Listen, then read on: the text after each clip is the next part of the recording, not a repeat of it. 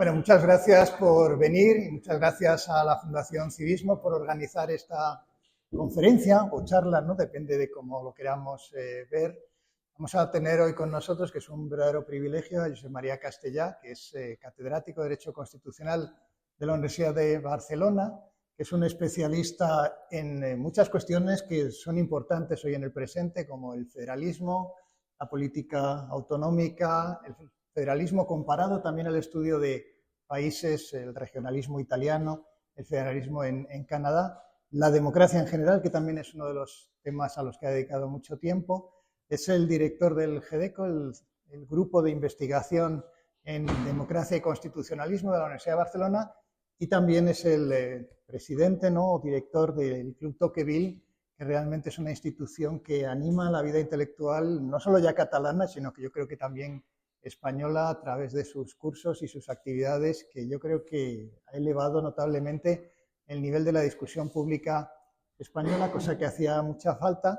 Y hoy nos va a hablar del constitucionalismo de Jaume Balmes, ¿no?, o Jaime Balmes, un personaje interesante que nació en 1810, murió en un año complicado para la historia europea, también para la española, 1848, que es conocido como filósofo del sentido común, como teólogo, y yo confieso que su faceta política desconocía poco, por eso me da mucha curiosidad que estés aquí. Muchas gracias y cuando quieras. Muchas gracias, Ángel, también a todos ustedes por estar aquí, a la Fundación Ortega Marañón y a las fundaciones que habéis participado en la organización de este ciclo. Yo lo primero que tengo que decir es que no soy un especialista en Balmes, no soy historiador del siglo XIX, tampoco me he dedicado a estas dimensiones, que son las más conocidas de Balmes, la filosófica y, por supuesto, la teológica. Pero por circunstancias de la vida, y las circunstancias de la vida son que un buen amigo de algunos de los que estáis aquí, Ignacio Ibáñez, me propuso hace tiempo para aquel blog que se llamaba Red Florida Blanca, escribir sobre este tema. Y ahí me metí, y luego en el CEU en Barcelona, en el Abat Oliva, organizaron una jornada que luego dio lugar a uno de estos cuadernos, y ahí seguí estudiando, leyendo algo de este personaje. Yo no sé, en Madrid, ahora lo estábamos comentando con algunos de ustedes, en Cataluña no había casa donde no hubiese un ejemplar del Criterio. Y yo les debo confesar que lo empecé 20 veces y las 20 lo dejé, ¿no? Por tanto, yo me acuerdo ver en casa esto y, por supuesto, no hay pueblo en Cataluña que no tenga una calle Balmes. La de Barcelona es la más conocida, pero en muchos pueblos, ciudades de Cataluña, está la calle Balmes. Por tanto, Balmes fue un personaje realmente importante en el siglo XIX, al menos en el ámbito, digamos, en el que yo he desarrollado mi vida. Lo decías, Ángel, 1810, por tanto, justo al final de la Guerra de la Independencia, muere antes de empezar la Revolución de 1848, casi 38 años de vida. Él nace en Vic, pasó algún tiempo en Barcelona y luego vino a Madrid. Porque la idea suya siempre era estar donde se pudiera influir y, por tanto, estar donde estaba el poder. Él es, yo digo a veces, un doble periférico, porque es catalán pero no es de Barcelona, y siendo catalán es un periférico en España. Por tanto, y esto también me parece a mí que hay una sensibilidad, una forma de tratar los temas muy alejado, digamos, de cierto mainstream. Hay una cierta soledad intelectual y, bueno, todo esto acaba influyendo en un pensamiento que en la dimensión política y política constitucional, yo creo que es muy interesante y que está básicamente en artículos de las varias revistas, de las varias publicaciones que él promovió y con esa idea de influir. Y él creó La Civilización, él creó al final el Pensamiento de la Nación, seguramente el más importante, La Sociedad, es decir, varias revistas que hacía él, que hacía prácticamente todas él. Y ahí se va desgranando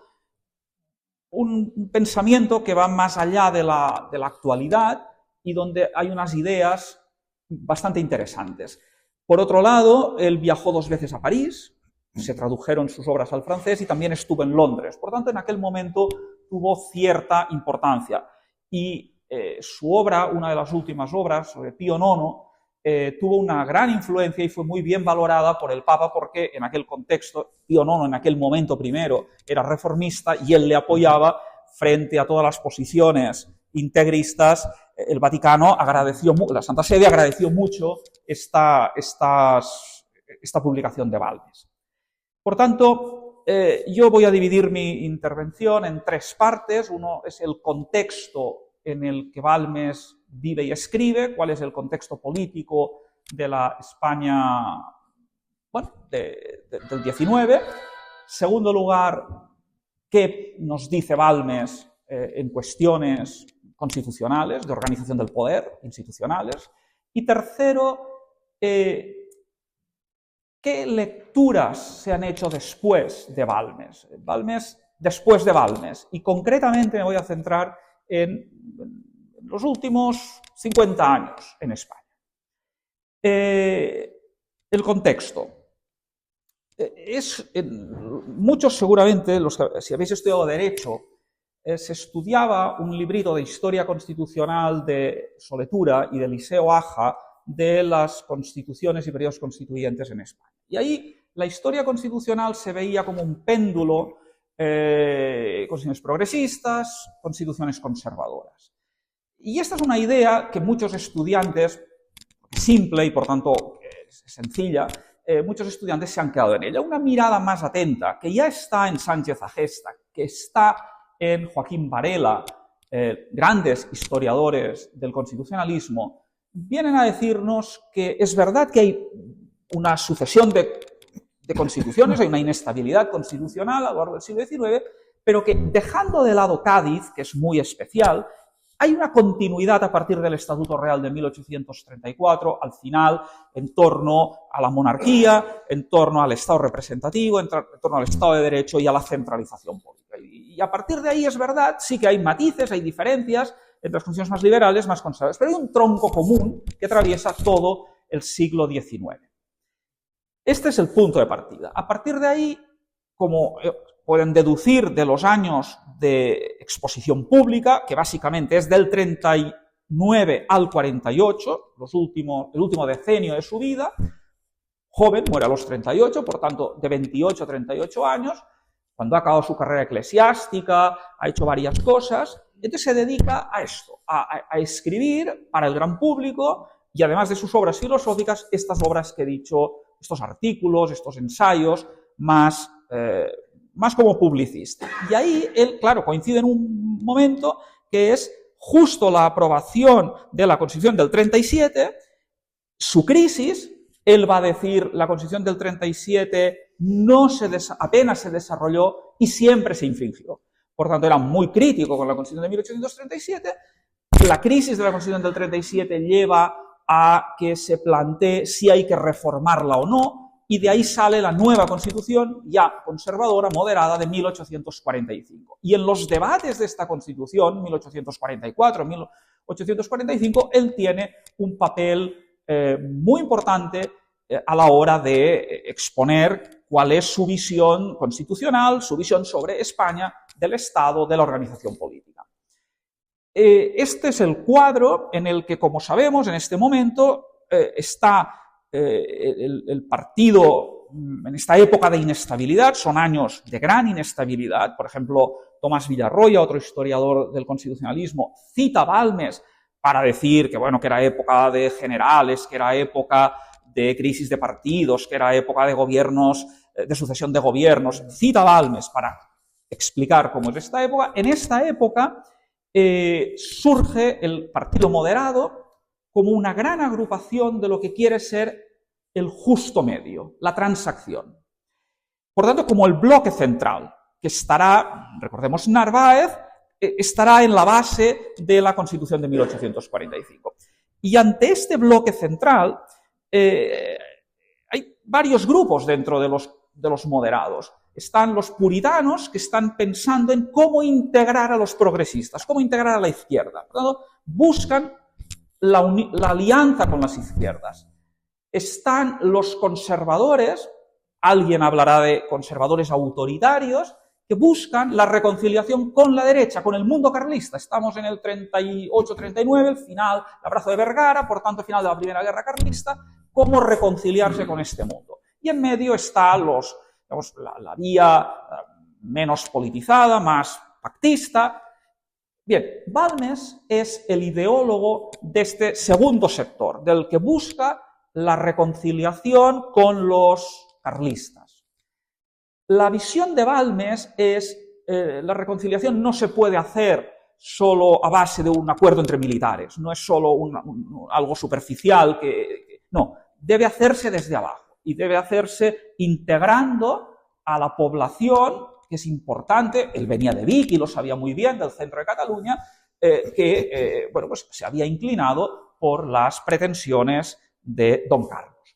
Este es, insisto, el contexto en el que él escribe. Ahí sale un partidito pequeño, el Partido Nacional, de Viluma, el Marqués de Viluma, que es el líder, la derecha de los moderados, pero el ideólogo es él, el ideólogo es Balmes. Este es, si queréis, el contexto. Por ahora, dejémoslo aquí, porque ahora demos un paso y veamos en este contexto cuál es la aportación político-constitucional de Balmes. Dos notas previas.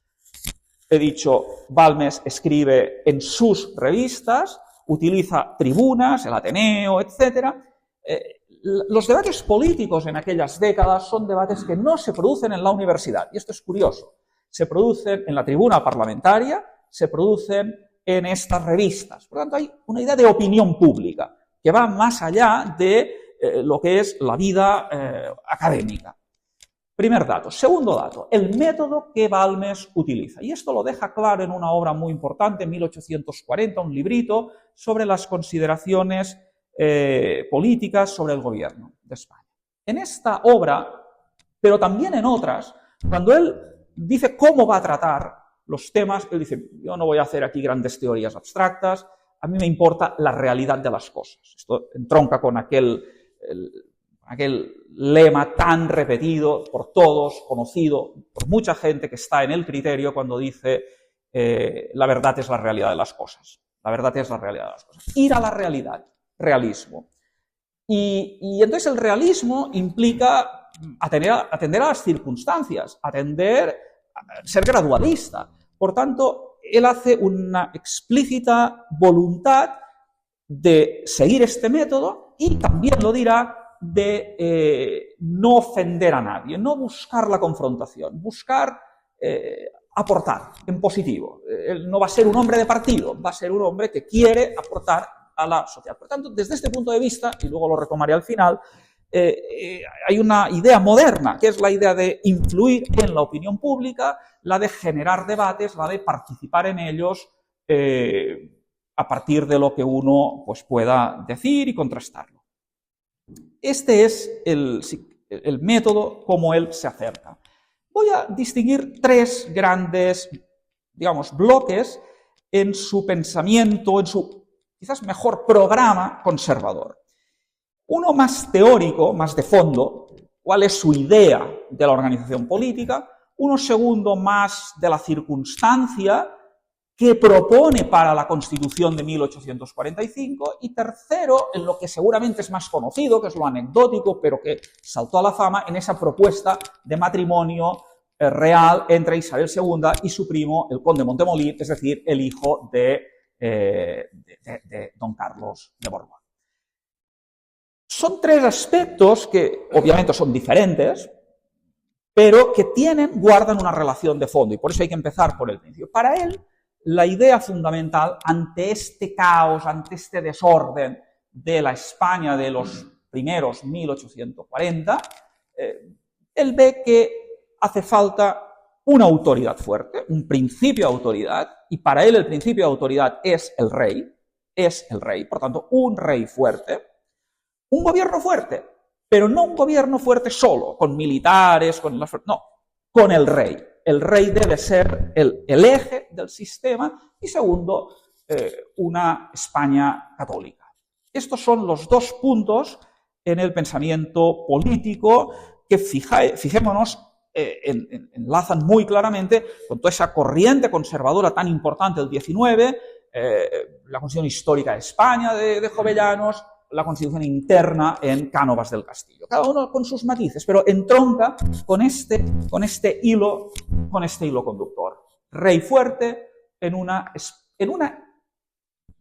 posición también fuerte de la Iglesia Católica. Él hablará concretamente una iglesia propietaria, para decir una iglesia libre. Estaba reciente la desamortización y, por tanto, lo que quiere es una iglesia que el Estado le deje actuar, que el Estado, esto es una iglesia propietaria, dueña de sus propiedades, una iglesia libre. Por tanto, estos son los dos ejes de su pensamiento político. A partir de este eje, la Constitución, para él tiene una visión sociológica de la Constitución. La Constitución política debe anclarse en la sociedad, debe anclarse en la realidad de la sociedad.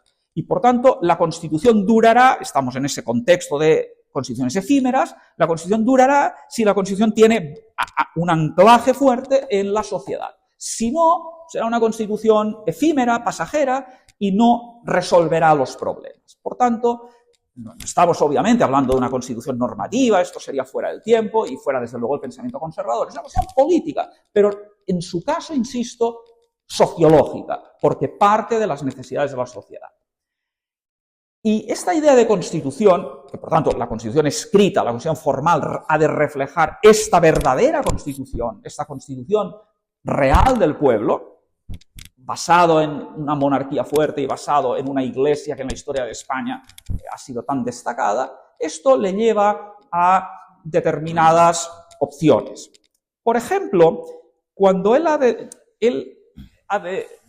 plantear cómo organizar el poder, qué relación entre el poder y la sociedad, a él, a diferencia de los liberales, diríamos progresistas, él llama el Partido de la Libertad y está pensando, y del Progreso, está pensando en los ilustrados franceses, él rechaza, dice porque estos son muy racionalistas, él dice de teorías abstractas, y esto contrasta con su pensamiento. Por tanto, en este planteamiento, él va a decir lo siguiente, leo textualmente su tesis: desenvuélvase la Constitución en un sentido monárquico, y no se olvide que sin trono no tendremos poder. Sin poder no hay orden. Sin orden no hay obediencia a las leyes. Y sin obediencia a las leyes no hay libertad, porque la verdadera libertad consiste en ser esclavo de la ley.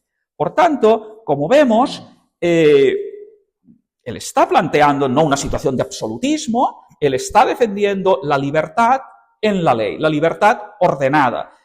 Y lo está planteando en términos de afianzar el poder. Por esto su pensamiento no es un pensamiento que en primera instancia ponga límites al poder, como los liberales. Él está atribuyendo más poder al rey, al ejecutivo, para poder afrontar una situación como la que está viviendo España, que es una situación de desorden, que es una situación de revolución. Y ante la revolución, lo que falta, dice él, no son las instituciones. En momentos revolucionarios hace falta alguien que mande. Hace falta, y este es el rey, hace falta una dirección política. Este es su planteamiento de fondo. Como segundo escalón, ¿cómo refleja este pensamiento en los debates? Esto ya es más contingente, pero nos da una idea seguramente de este conservador autoritario con el que, no sé, González Cuevas, el propio Jorge Vilches, muchos le han calificado así. Era un conservador autoritario por esto. Bueno, pues ahí su propuesta de constitución es una propuesta en la que el poder del rey no ha de tener límites apenas en el Parlamento. El Parlamento es una cámara consultiva, el Parlamento bicameral, el Senado es un Senado hereditario, el Congreso tiene cierta potestad presupuestaria, pero tampoco muy importante. El poder está fuera del Parlamento, el poder está en el rey.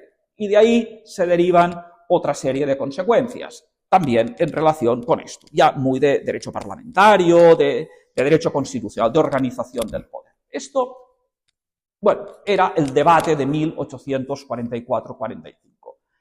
Quizás ahí, en un contexto de regencias, recordemos, 2 regencias que habían acabado en el exilio, María Cristina Espartero, en ese contexto él va a decir, la regencia la tiene que tener alguien de la familia real, no puede ser regente Espartero, no puede ser regente un general, tiene que haber alguien que entronque con la dinastía, que entronque con la familia real. Y la ley, y en esto la Constitución del 45, digamos, de alguna manera va en esta línea. Por tanto, segunda aproximación esta. Y la tercera, la más curiosa, es la aproximación... Bueno, yo no sé qué hora nos hemos puesto. Yo creo que todavía te quedan los 10 minutos. Perfecto. La tercera es esta propuesta de matrimonio entre las 2 líneas de la dinastía borbónica. Esto fue un proyecto fallido, pero él se implicó mucho. Él escribió, se parece, el manifiesto que el conde Montemolín hizo, digamos, a los españoles, mostrándose conciliador. Por lo tanto, en esta idea estaba Balmes, parece que el que lo escribe es él, y él, para reconciliar, no desde arriba, sino desde la base, bottom up y up and down, el matrimonio ha de ser la expresión de esta reconciliación. Y las cosas no fueron por ahí, esto no interesó, por supuesto, a los isabelinos, porque, claro, entonces el marido de la reina pues seguramente hubiese sido el rey, y por tanto ahí había muchas reticencias de mucho tipo, las cosas no fueron por ahí, pero él es famoso por esta propuesta. ¿Qué une todo este pensamiento? La idea de la conciliación, la política para conciliar. Parte de una división entre españoles en el siglo XIX, y por tanto la idea es cómo conciliar, cómo unir. Y para esto, digamos, estos artilugios, estas ideas, ¿no? Es como estas propuestas. Pero la idea de fondo es reconciliar a la España dividida. Tercer y último punto. Balmes, ¿cómo ha sido leído después? Yo no voy a hacer la historia. Balmes muere en el 48, antes de la Revolución, luego, digamos, vamos siguiendo toda la política del siglo XIX y encontramos gente que se reconoce en Balmes. Yo me olvido de todo esto, de Nocedal. También, por ejemplo, en el CEU reivindican que bueno, su fundador fue don Ángel Herrera, un sucesor, un gran lector y un gran intérprete de Balmes. Dejo esto para centrarme en los 2 momentos últimos. Transición, años 70, principios 80 y ahora. Porque, insisto, quizás como pórtico de esto, cada generación ha leído de una determinada manera Balmes. Al centenario de su nacimiento, en 1910, Menéndez Pelayo hace un gran elogio de Balmes y dice, capta muy bien la realidad. Dice, es un meteoro, Donoso Cortés, pero es fugaz. Balmes es más profundo, Balmes durará más. Esto ya lo dice Menéndez Pelayo. Y Menéndez Pelayo le tiene una gran estima en su estilo sobrio, realista y tal. 1948, el centenario de su muerte, tengo aquí un cuaderno, se edita en la España de 1948, se le da una gran importancia a Balmes. Y hay un decreto para crear una comisión por el centenario de la muerte de Balmes. Por todo lo alto. El preámbulo, ahí se ensalza al publicista, se ensalza al pensador católico, y ahí en este comité, aparte de las autoridades eclesiásticas y políticas, está Carlos Ruiz del Castillo, o allí está también Díaz del Corral. Por tanto, personas muy notables que participan de estos actos en aquella España franquista. Pero insisto, estos son, no quiero detenerme en esto, quiero detenerme en los años 70, años 74, apenas un año antes de la muerte de Franco, Gonzalo Fernández de la Mora escribe en la revista Estudios Políticos un ensayo sobre Balmes, en el que reivindica, año 74, el Balmes contrario al Estado demoliberal. Balmes es el representante de la tradición católica. Balmes quiere un partido único, un partido nacional frente a la pluralidad de partidos que es disolvente, y ya elogia se reconoce en el elogio que Balmes hace, digamos, de la tecnocracia, del gobierno de expertos. Gonzalo Fernández de la Mora resalta estos dos aspectos: la tecnocracia de Balmes y esa idea del partido nacional frente al Estado demoliberal. Gonzalo Fernández de la Mora. En el año 81, Fraga publica un libro, El pensamiento conservador español, y uno de los autores tratados es Balmes. Y ahí la visión de Fraga es otra. Fraga reivindica el gradualismo, el reformismo de Balmes. Es decir, cada uno está viendo la transición con sus ojos y utiliza Balmes, y la lectura de Gonzalo Fernández de la Mora es una lectura muy exhaustiva en cuanto a su obra político-constitucional. La lectura de Fraga es una obra muy inteligente del sociólogo Balmes, de cómo conecta con la realidad, no tan ideologizado, de adaptación a los tiempos. Son caras de Balmes que defienden dos figuras tan importantes de la derecha como estos. No puedo acabar de este apartado de los años 70-80, estando aquí el profesor Cabrillo, sin citar a don Lucas Beltrán Flórez, gran maestro de liberales. Lucas Beltrán, en un artículo en La Vanguardia, por el que obtiene el premio PLA de periodismo, no, ¿el PLA es? No, no es el PLA. El premio Aznar de periodismo, efectivamente, gana con un artículo en el que reivindica la tradición centrista catalana.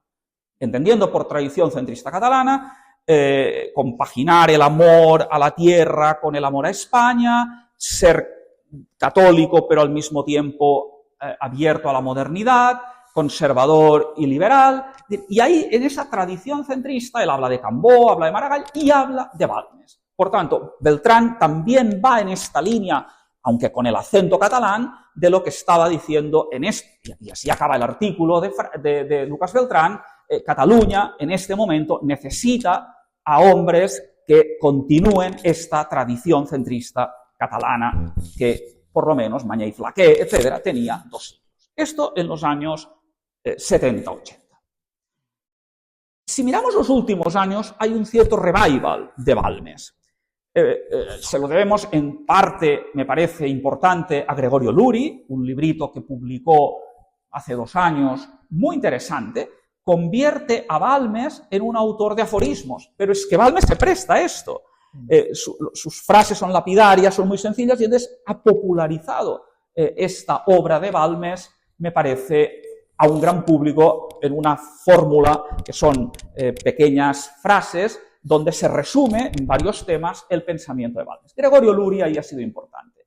Y luego ya en obras más, digamos, académicas o de un sector seguramente más especializado, yo citaría a González Cuevas, por otro lado, en la línea de Gonzalo Fernández de la Mora, que en la historia de la derecha española resalta el papel de Balmes, o Jorge Vilches, en su libro sobre el liberalismo del siglo XIX, también le dedica un capítulo con sus aportaciones. Y, como no, este cuaderno de CEU, donde también hay un interés en reivindicar a Balmes.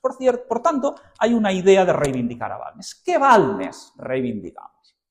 ¿Puede ser este Balmes más de un monarca fuerte hoy? ¿Cómo leer esto?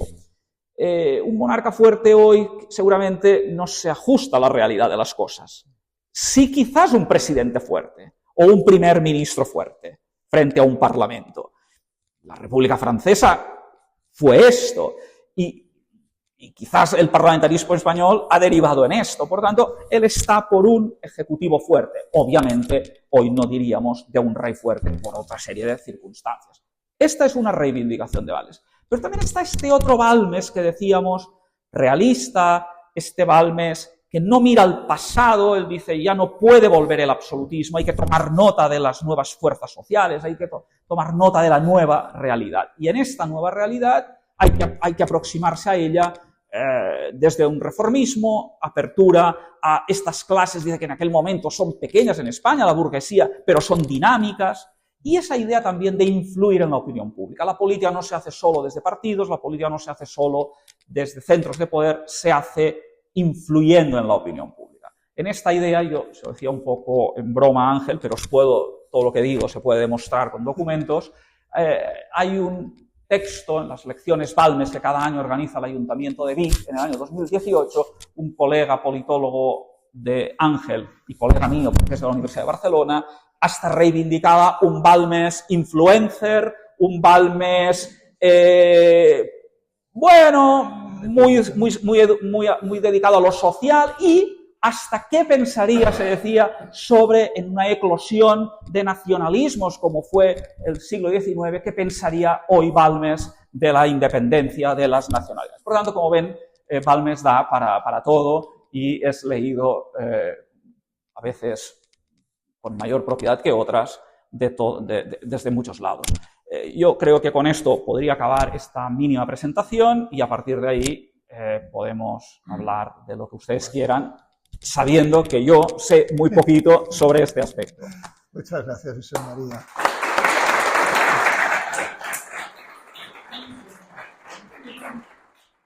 Bueno, pues tenemos casi unos 20 minutos para tener aquí una conversación, aprovechando que tenemos a José María, ¿no? Y yo tengo preguntas, pero es mejor que hable el auditorio y si no, pues haré las mías. Muchas gracias, me gusta mucho. Yo también soy de esos que lo he leído, pero no sé de estos asuntos. Y yo soy de esos lectores que interpretó a Balmes como intentar convencer a los suyos de las bondades del liberalismo porque los suyos no eran liberales. Yo siempre, cuando lo leo bajo este prisma, que no sé si es el suyo o es el mío, y por tanto yo le pongo a él algo que no es suyo. Si esto fuese así, o sea, si el gran esfuerzo de Balmes hubiese sido intentar convencer a los tradicionalistas, a los carlistas, a los absolutistas de esa tradición de un poder fuerte y con ironía y con delicadeza y con esas estratagemas que has explicado tú, intentar convencerles de las bondades del liberalismo, que no solo era el diablo que venía de los afrancesados y del nacionalismo y de los anticlericales, pues que ver a un hombre con sotana defendiendo las bondades del liberalismo en la España que entonces era una provocación. Yo a él siempre le he visto eso. Si eso fuese así, ¿qué dirías tú que enseñó a los suyos? ¿Qué dirías tú que fue un poco más contracorriente dentro del constitucionalismo? No hablo de teología ni de filosofía. ¿Qué doctrina liberal crees que pudo enseñar a los suyos? Si es que lo que digo tiene un poco de sentido, a lo mejor no tiene nada, porque no. Adelante, sí. Yo no me... Evidentemente, yo he dicho muchas lecturas de Balmes en lo político constitucional. Aquí seguramente hay personas que sabéis más de las lecturas de Balmes en economía. Chafuen ha hablado de esto y por tanto, ahí sí que hay ideas, parece, de libre mercado. Al final, el hermano de Balmes tenía una tienda de sombreros y cuando Balmes iba a París, aparte de preocuparse por la edición en francés y la traducción de su libro, también se preocupaba de cómo estaban, qué sombrero está, y escribía a su hermano, los precios, o sea, se ocupaba de las pequeñas cosas, ¿no? Como buen comerciante vigatano que era él. Pero, digamos, yo no entro en esa dimensión económica del liberalismo de Balmes. En lo político, yo creo honradamente que la mejor forma de definir a Balmes para mí sería un conservador reformista. Un conservador y reformista. Es verdad que en el pensamiento concreto se podía ubicar en la derecha. Eso a mí no me acaba de gustar, pero la idea es de conservador autoritario por la idea del poder ejecutivo fuerte, pero yo creo que encaja más con un conservador más burkeano, esa idea, más reformista, no dogmática, tolerante, y esto lo expresa, por ejemplo, cuando él ensalza en Pío IX, claro, entonces el Papa era el jefe, era el soberano de los estados pontificios y alaba sus reformas tolerantes, alaba medidas que adopta pues para que las cárceles estén en mejores condiciones. Yo lo ubicaría más en esta corriente de un conservador reformista. Sobre todo por esto, porque creo que a él le preocupa más cómo fundamentar y ejercer el poder que no cómo limitarlo. Vamos a ver si hay alguna pregunta más. Yo quiero hacer está, una, está pero Ricardo Calleja. Ricardo, le vamos a dar la palabra luego. Voy a hacer yo una pregunta. Sí. Adelante, Ricardo. Muchas gracias. Siguiendo esta línea de la pregunta de Armando, con el parlamentarismo, que digamos, sería un rasgo liberal en esa época.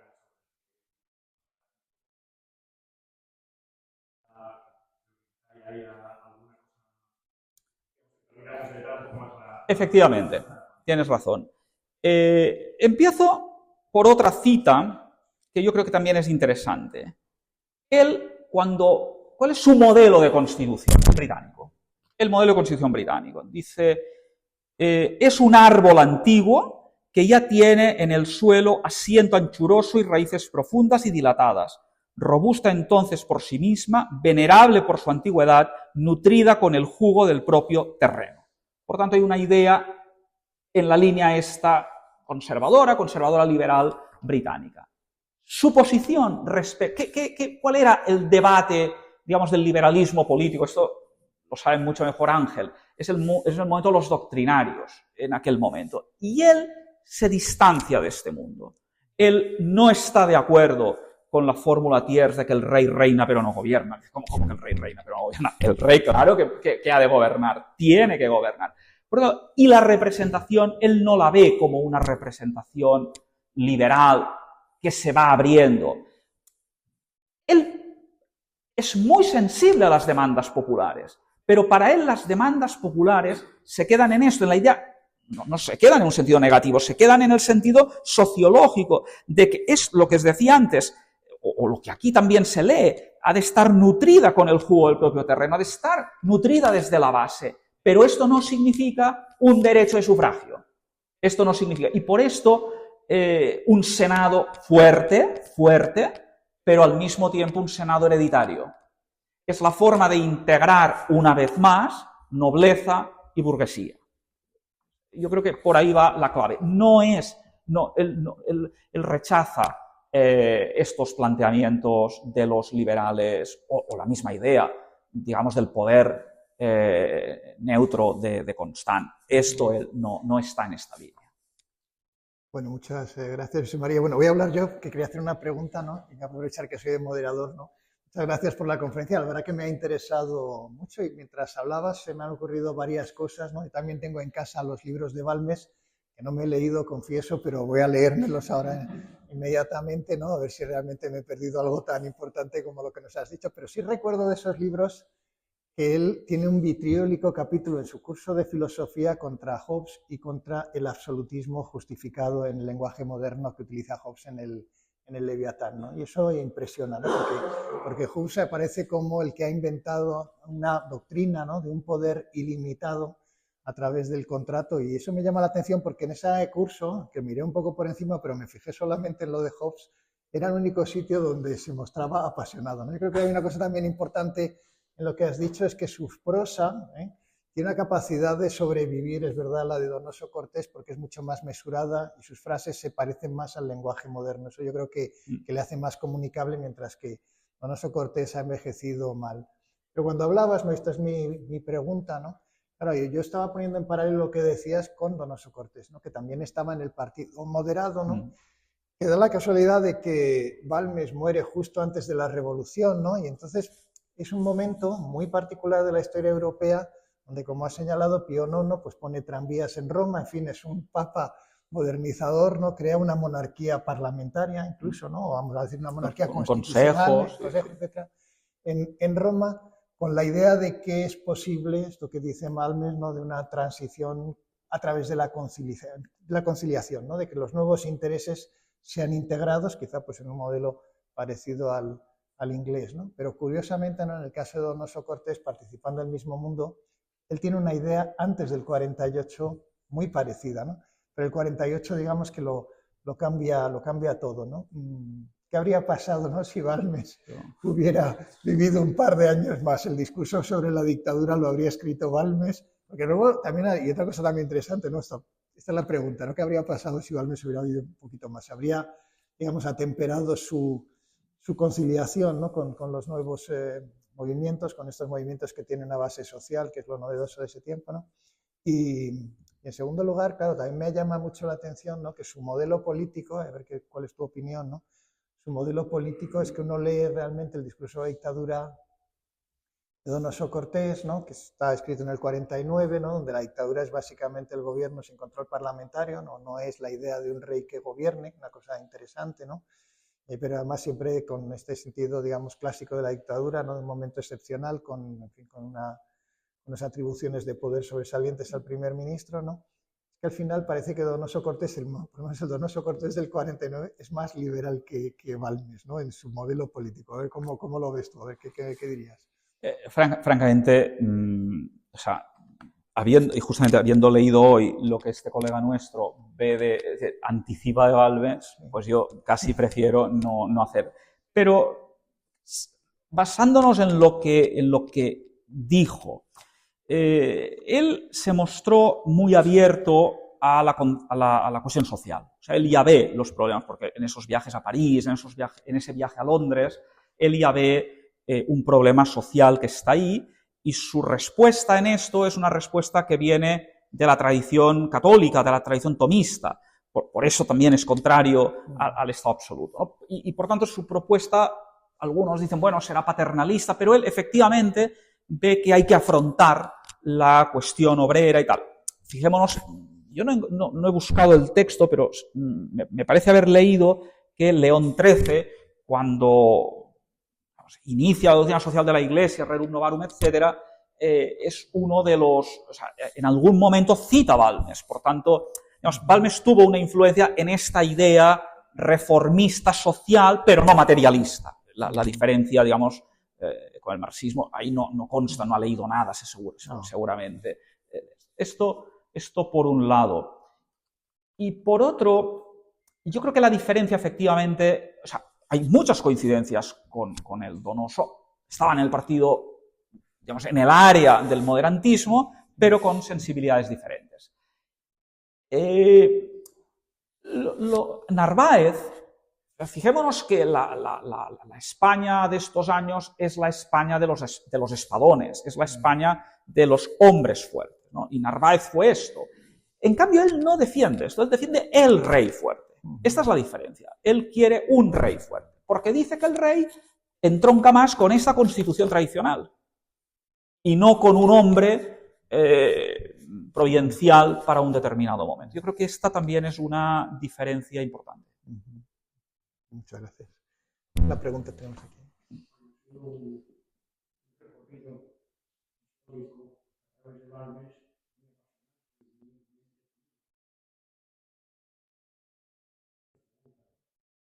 El rey fuerte frente a los espadones, una idea de Cánovas, que la lleva por supuesto, a la práctica, por supuesto. esa carta de que un rey soldado más competitivo. Dar el vea a su jefe, eso es fundamental para lograr la restauración. Punto si Cánovas ahí era un lector de Balmes también, ya del rey fuerte. La segunda pregunta es del centenario del 48. ¿Qué medida hay ahí un guiño a la reconciliación con Estados Unidos a través del Vaticano? Que lleva a la aceptación del general Franco por parte de la amenaza soviética, obvio, bueno, a través de Spellman y los gestores de Franco son los cardenales americanos en el Vaticano. Entonces, ¿hasta qué punto hay algo en ese centenario del 48 Iglesia es quien hace diferente. Un punto muy rápido es sobre el presupuesto. La Europa del 19 se divide en dos bloques. Los países en que el Parlamento no tiene ningún tipo de gestión y de control presupuestario, sobre todo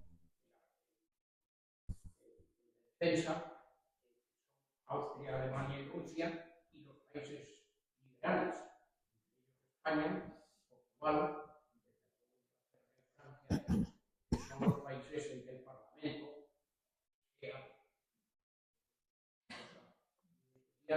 pues de algún modo intervenían. Me parece una distinción fundamental. En esa época todo el mundo lo veía así. Eso sería preguntas. El punto muy brillante, a través de Balmes, por caminos muy distintos. Gracias. Francamente, no te puedo contestar. Yo no he leído suficientemente a Cánovas para empezar. O sea, primero, Balmes cita muy poco. Balmes cita muy poco. Por tanto, ver de dónde, bueno, ahí esa continuidad de escuela de Salamanca, Balmes, hay que deducirla. Seguramente es así, porque él se formó en Cervera, en la universidad, y ahí se estudiaba al padre Suárez, y por tanto, pero esto hay que deducirlo, era el entorno del neotomismo, etc. Y esto por un lado. Luego, Cánovas, yo no lo he leído suficiente y no sé si en algún momento cita Balmes. La persona, a que Cánovas ponía mucha atención en el tema de Cataluña era Duran y Bas. Pero claro, pero es que esto es muy es posterior, es un coetáneo. Seguramente, efectivamente, tiene todo. Seguramente que era ese trazo, esas lecturas. Por eso he trazado el paralelismo con Balmes y sus antecesores. Yo creo que esta gente lee a Balmes, pero no sé cuán dejan escrito en la influencia de Balmes. Porque una cosa es esto, cómo permea Balmes en la Restauración, y otra es quién se apropia de Balmes, que es distinto. Porque quien se apropia de Balmes es Nocedal, el partido neocatólico. Pero Balmes es más que esto. Esto respecto a lo primero. Respecto a 1948, yo me he leído el preámbulo de este decreto.